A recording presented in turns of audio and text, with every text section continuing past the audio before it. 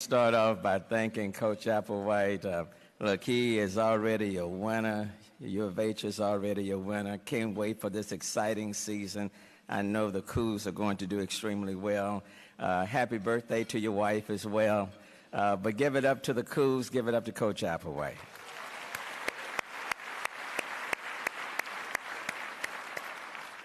And I look forward to being there when U of H plays his first game. So expecting great things. I'm here also with my daughter, Ashley Paige Turner. She's here today. I want to thank her for what she's been doing for the city. She has a passion and reminds me to remember the millennials in the city of Houston. So I got that. To Judge Ed Emmett, let me thank you again. We have been with each other sometimes 2 times in a day, and I think in the last 2 or 3 days we've been together. We may as well ride together. I have enjoyed my relationship with Judge Ed Emmett. Please give it up to the county judge. Thank you so very much. To all of the consular corps, certainly to the members of City Council, to all of them that are here and those that are not here, to all of the elected officials on whatever level, federal, state, local level, county level, let me acknowledge all of you. To the Greater Houston Partnership, Bob, thank you so very, very much. And I'm going to say a little bit more later on about Mark. But let me thank you all for being present here today. Look, I have the privilege, and I'm proud to be the mayor of the city of Houston. It's a great city.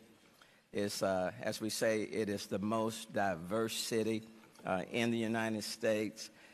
People come from all over the world, different ethnicities. People practice different faiths. You can marry who you want to marry in this city. Orientation simply doesn't make a difference, and neither should it make a difference in our city. There are 142 plus languages spoken in our city. 1 of 4 Houstonians is foreign born. This is a great and diverse city, and I'm proud to be in this city. And at the same time, we are a city with so much diversity. We don't want anyone to feel as though they're under siege, or anyone to feel as though that they should be threatened if they're in a car and they're driving, if they haven't committed any crime. We don't want that to happen. We don't want our kids to be going to school concerned whether or not their parents are going to be there when they come home. We don't do that. We don't want that to happen. We are a very welcoming city, and we embrace Houstonians for who they are and where they come from. And as I've said on so many occasions, I am the mayor of every Houstonian within the 640 square miles, regardless of where you come from, what your religion, what your orientation. It matters not. We are a welcoming city, and it's my desire we will always be a welcoming city. I do think we have to be very careful what we do, either on the federal level or the state level or the local level, that can send any message that's contrary to the things that I have just said. And so we just need to be very, very, very mindful of that. It's been an incredible 16 months for Houston and for my administration. The Final Four, it was exciting. The Olympic champions, the Super Bowl, the city of Houston, selected for the 2020 World Petroleum Conference. The Summer Jobs Program, Bob, with the Greater Houston Partnership, the goal was 5,000. To put that in context, last year was 450 jobs where we started. And this year, as of yesterday, thanks to many of you in this room and those that are not here, the job total for our Summer Job Program as of yesterday was at 5,032 and still climbing.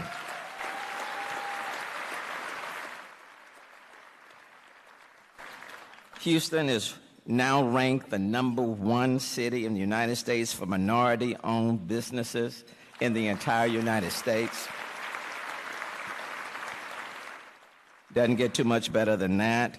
I certainly want to thank Steve Costello, the flooding czar, the Chief Resiliency Officer, for working on our drainage and flooding. It continues to be and will always be a major priority.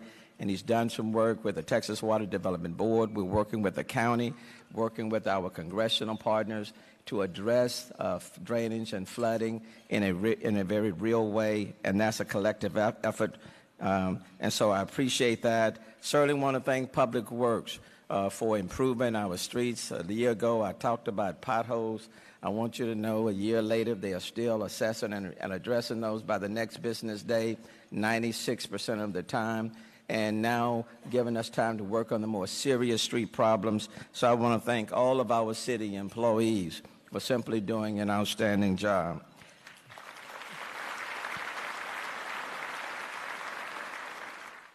A year ago, I stood before you and pledged to bring to Austin a plan that would reduce the city's pension liability and reduce the city's annual cost on an immediate and long-term basis. 1 year later, I'm proud to say the Houston Pension Solution is before the legislature, and thanks to the members of City Council, our employee pension groups, all of them, and I will thank all of them, and the Greater Houston Partnership, and I certainly have enjoyed working with Mark Watts, who has been the point person for the Greater Houston Partnership. Thank you, Mark, for your time and for your efforts on this initiative and the Greater Houston Partnership in general. I want to thank the 50 CEOs who expressed their support in a letter to our state senators this week. And I want to thank some great staff members, including Kelly Dow, the city's finance director, Ron Lewis, the city attorney, and Bill Kelly over government affairs, and members of their teams who have been instrumental in helping to create a plan that serves Houston's needs well. The Texas Senate, as Bob said, passed the House Pension Solution earlier this week by a vote of 25-5 with bipartisan support. And I want to personally thank the Lieutenant Governor and Senator Joan Huffman for their help in getting that initiative passed. The House will vote this Saturday. I feel very confident about our chances there, but as a former legislator, I am not taking anything for granted, and neither should you. It's important to show our House members, our House representatives, some love. So please call them, write them, send them a nice message via social media. Let them know how great they are and how instrumental they can be, and ask them to stick with Chairman Flynn as he manages the bill on the floor this coming Saturday. We are so close, so near to finally putting our city's pension on a sustainable path that taxpayers can afford and employees can count on. Houston's Pension Solution pays down our existing unfunded liability in 30 years. It controls cost and shares risk using what we call the corridor, a mechanism that requires pension changes if city costs rise too high, ensuring we never again face a situation where the taxpayers' contribution spirals past sustainability. Reducing debt, not just future benefits, is the key to an affordable financial future for Houston, and our plan tackles it head-on by reducing our $8.2 billion unfunded liability by a third immediately. The Pension Solution Plan will reduce that unfunded liability by $2.8 billion, not by raising your taxes, not by the city infusing any cash, but by employee groups, city employees, reducing their future benefits by $2.8 billion. And I want to take this time to personally thank police officers, municipal workers, as well as firefighters for making a tremendous sacrifice on behalf of the city of Houston. I want to thank them, and quite frankly, you need to thank them as well.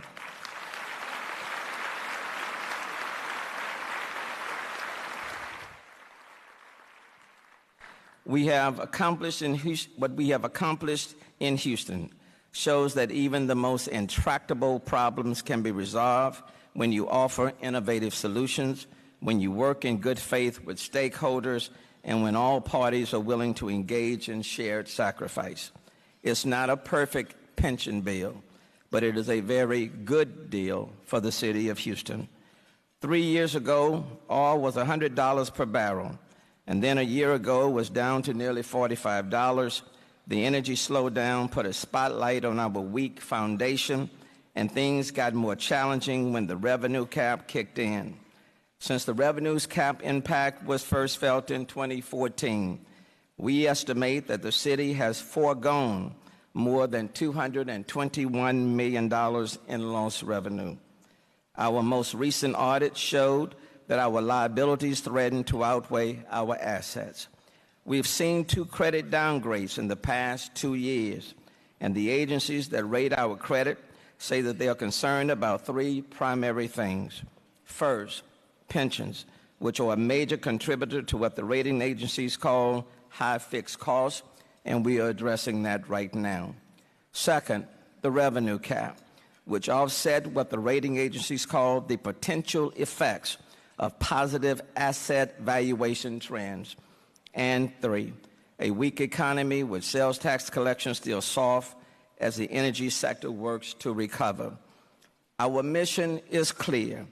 We must achieve sustainable, structural budget balance by making sure that our recurring income is equal to or more than our recurring expenses.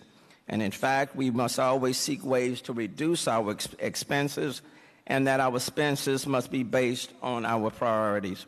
And we must do so while eliminating our city's pension liability and making proper investments in our services and infrastructure. That's why we are moving forward with a long-range financial plan to chart a path to structural budget balance.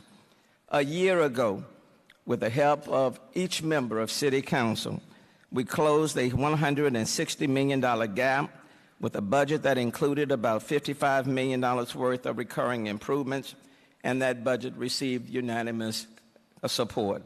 I want to thank each member of City Council for working with me to make that happen. The 2018 fiscal year marks another set of hurdles.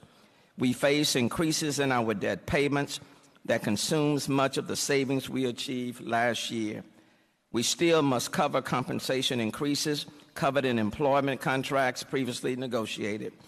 Our sales tax revenue stream is still sluggish. In light of all of this, we have to cover a deficit of close to $122 million. But we will deliver a proposed balanced budget to City Council next week that incorporates structural improvements and moves us towards our goal of sustainable structural budget balance with minimum employee layoffs. Our new budget will include 4 new classes of police cadets, and I'm working for a 5th class as well. We will maintain our reserves well above the 7.5% minimum set in our financial policies, at least 9.3%. We will maintain at least $20 million in our budget stabilization fund, and we will await recommendations from long-range financial plans, seizing opportunities to make resources available for key needs like maintaining our infrastructure, investing in programs that prevent problems instead of addressing problems, and making sure our city can accommodate the growth we have already seen, along with new growth for the future. When I made my promise on pension reforms last year, if you can recall, I made another commitment to you as well, that if we achieve meaningful, lasting pension reform, I would also ask Houston voters to take a second look at the revenue cap, which the credit rating agencies have criticized. The revenue cap hurts Houston, and that's not just me saying that. Every analysis of the city's credit now cites the revenue cap as a negative, a limiting factor that makes us more risky, not less. Repealing the revenue cap means a better credit rating for Houston and lower costs for taxpayers when we finance improvements to the city buildings, parks and libraries that serve our neighborhoods. Aging fleet, bad streets, illegal dumping, deferred maintenance. When we made a slight cut in the property tax rate to comply with the revenue cap for 2017, the owner of the average Houston homestead saved a little more than $31 in property taxes for the entire year. That's about $2.50 a month. But we estimate the city lost $28.4 million in revenue. That would have paid for a whole year of salaries, special pay, and benefits for 250 police officers. Or some of it could have increased our contribution to rebuild Houston, to accelerate our street and drainage improvements. Or some of it could have gone to address the $600 million deferred maintenance on our city facilities. The bottom line is this: people are calling every day 311, asking us to do something about illegal dumping. I saw a story on that last night on Channel 13. They're asking us to do something about illegal dumping and bad streets. I saw that story the other night on Channel 11. They're asking about hazardous material inspections, crime, and people living in tents under our bridges or close to neighborhoods or businesses. I received a call on Saturday morning from a business owner complaining about the homeless that's close to his business. Let me underscore the issue of homelessness. We must do more. Homelessness is a humanitarian issue right in our own backyard. It affects all Houstonians, no matter your neighborhood, no matter your income. That is why I recently announced a comprehensive 6-point holistic plan to further respond to homelessness and street issues, a plan that will expand efforts to permanently house the homeless, increase shelter options, implements common sense public safety policies, and launches a public awareness campaign. Instead of giving to panhandlers on the street, we want to encourage people to provide meaningful change, not spare change. Do not become an enabler and cause the problem to get even worse. Permanently housing the homeless with the supportive services they need is at the center of our plan. Transformational, nationally recognized work is being done through The Way Home, our comprehensive, collaborative homeless housing initiative. Over 100 public and private partners are not just responding to homelessness, but they are solving it. Since taking office, we have worked hard to permanently house over 1,120 homeless veterans. We have found the solution to homelessness is housing and employment, along with mental health and substance abuse services. But our efforts are currently being hampered. With Congress, extension of the continuing resolution, halting the issuance of vouchers, we no longer have all of the funding needed to house the most vulnerable homeless on our streets. The inability to issue new housing vouchers will reduce the number of chronically homeless housed from 100 a month to just 35. We need your help more than ever. The earliest possible date the Housing Authority may be able to restart issuing new vouchers will be January of 2018. It will slash the number of chronically homeless individuals we'll be able to house. In March, The Way Home housed 74 chronically homeless individuals, and they were gearing up to house 100 on a monthly basis. Without the ability to issue new vouchers, we will only be able to house up to 35 chronically homeless individuals, reducing the number of chronically homeless housed by up to 65%. The plan that we announced 2 months ago was to house 500 chronically homeless individuals, people who are currently on our streets, in 6 months, including the 74 chronically homeless individuals housed in March, the first month of the challenge. We will only be able to house 249 chronically homeless individuals out of the 500 goal, leaving us 251 short. It cost approximately $8,000 to $8,500, including administrative costs, to house a chronically homeless individual for 1 year. The supportive services are covered by other sources. It would cost approximately $2.1 million to house the 251 chronically homeless needed to reach our goal. I know it's not a good sight to see people under our bridges with tents and sofas and couches and cooking equipment. And I know it's not something that we are proud of when we go to our games and we see people that are out there on our sidewalks. I understand that. But I also recognize that there are people who have fallen through our cracks, people who are needing our help, people who are suffering from mental health and substance abuse. And I fully understand that people want them gone. I got that. But I also know these are not potholes. Where there's a pothole, we can provide asphalt and we can cover it up by the next day. But these are not potholes. These are human beings, and they're on our streets. And what difference does it make if we can have smooth roads and smooth streets, but we have people living on our streets with potholes in their lives? We can do better, and we must do better than that.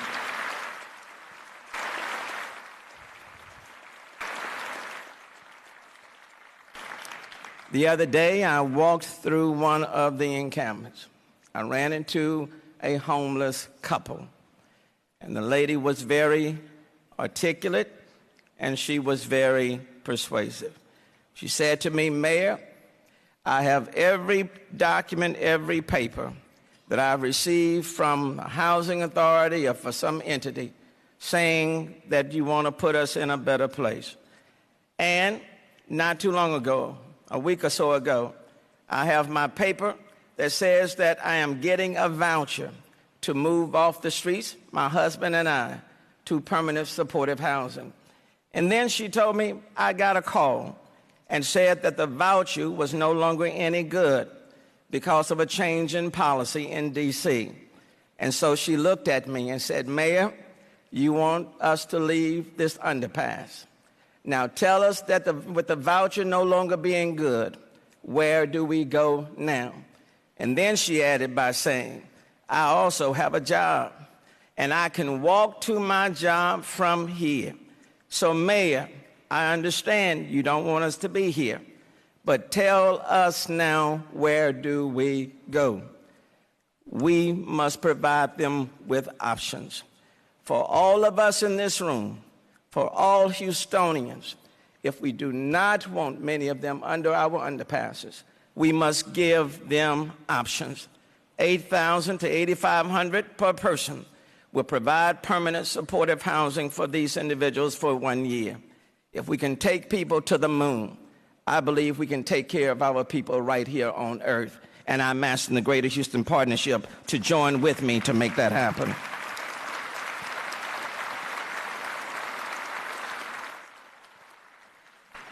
Last month, I shared with the directors of our city departments my priorities for our government. They reflect citizen priorities gathered from across our community, and they paint a clear picture of our administration that gets the basics and can go beyond them. Sound financial management will underpin all we do, from lasting pension reform to our long-range financial plan for structural budget balance. Working from the foundation, we will emphasize public safety and infrastructure services, the basics that consume much of our focus. My goal is that by 2020, Houston's murder rate will be the lowest it's been in a generation. We will improve drainage, reduce congestion with better streets, and a transportation network that provides multiple options. By the way, the new Kinder survey says people in our region want that more than ever before. And I'll speak specifically about transportation in June. When I first took office, one of the important projects moving forward was the Complete Streets Initiative. We need complete streets that allow for safe, convenient walking and bicycling along with motor vehicles. But Houston doesn't just need complete streets. We need complete communities, communities that offer equal access to opportunity and prosperity for all, to include livable wages with decent benefits, where a janitor in our city can afford to take care of his or her family, like my mother, the maid, who struggled to take care of 9 of her children.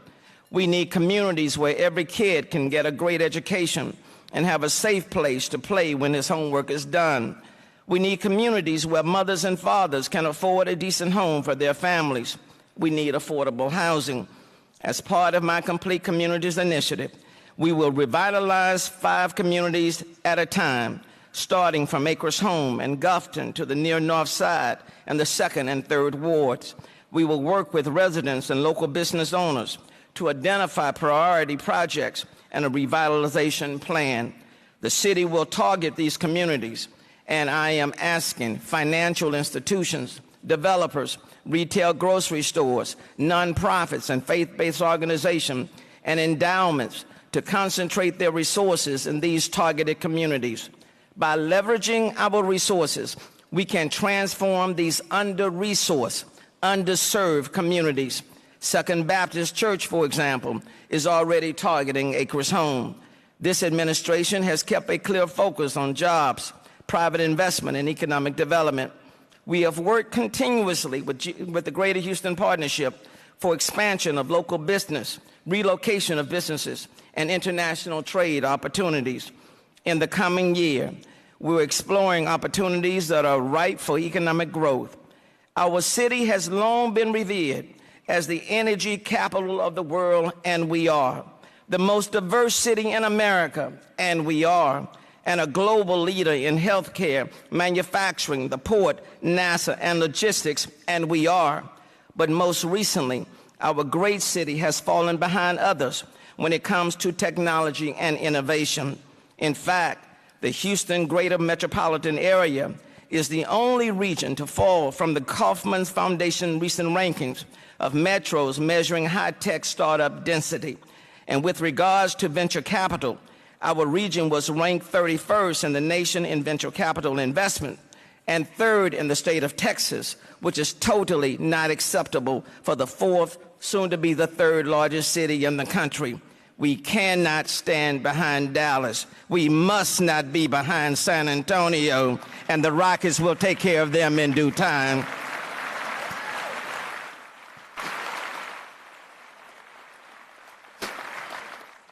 Last year, I commissioned a task force to investigate this issue to better understand the root causes of this problem, and more importantly, how can we fix it? They've looked at cities like Chicago, which just 5 years ago this month launched their regional hub, 1871.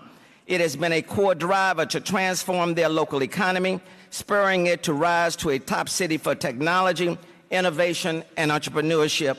Since they launched this initiative, Chicago has been the creation of more than 40,000 high-paying new tech jobs, venture capital investment in their region growing from $390 million in 2011 to $1.7 billion last year. And for the 3rd year in a row, was named the top city in America with regards to corporate investment. We know a little something about innovation in Houston, and it is now time for us to be more competitive, to further diversify and expand our economy. What Chicago can do, Houston can do better. Technology,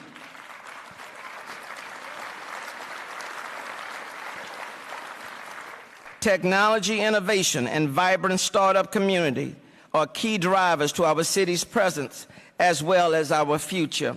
In the spirit of collaboration, our task force is collaborating with the Greater Houston Partnership to drive this initiative. Through this plan, key initiatives include 1, the launch of a fund-to-funds model that will bring venture capital to the region and help our employers leverage innovation pathways, a model that is proven in other markets like Michigan and Cincinnati to be immensely successful in cultivating investment in technology and innovation. And 2, the birth of an innovation district that will give rise to the great creativity of our people, inspire new possibilities, and foster our culture of innovation. Through the combined, you can clap, it's okay. Through the combined efforts of the city, corporate sector, academia, investors, and startups, we will create a robust, competitive innovation economy. We will also connect our efforts to our young talent here in Houston, who often leave our city wants to pursue high growth, high impact, transformative technology opportunities, and we will make strides to attract others outside millennials' talent to our city. Houston can and will be one of the most aggressive U.S. cities that advances and deploys new technology that will shape new business and improve our quality of life. Whether looking at autonomous vehicles or reimagining manufacturing and logistics, these and other initiatives will provide us a blueprint to transforming our economy and creating opportunities just like our friends in Chicago. The world calls Houston a knowledge capital because of the incredible concentration of ideas and innovation in our great city. One such idea recently conceived by a task force of Houstonians working with one of our academic institutions that I will not name right now, was for the creation of an institute for data science right here in the city of Houston. The Institute for Data Science represents a unique opportunity for Houston to diversify our economy, solidify our leadership in technology, and to strengthen our base of world-class educational institutions. We cannot let this opportunity slip through our fingers because the initial approach was wrong or because some may have disagreed with the original approach or motivation. If Houston wants to remain a global leader in energy, aeronautics, healthcare, and education, we also need to be a leader in data science. And the world's premier data science center needs to be and must be located right here in the city of Houston.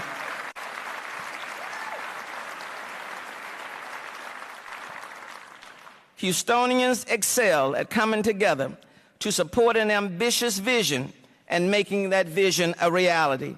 The Institute for Data Science should be a collaborative effort by our great educational institutions.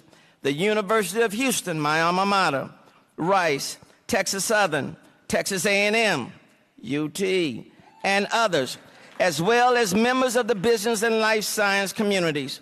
I have spoken to Chairman Tillman Fertitta and Chancellor Couture and encourage University of Houston to assume a leadership role in making this become a reality. If we are going to be tier one, and we are, we must not be scared of competition. We must take them on and make it happen.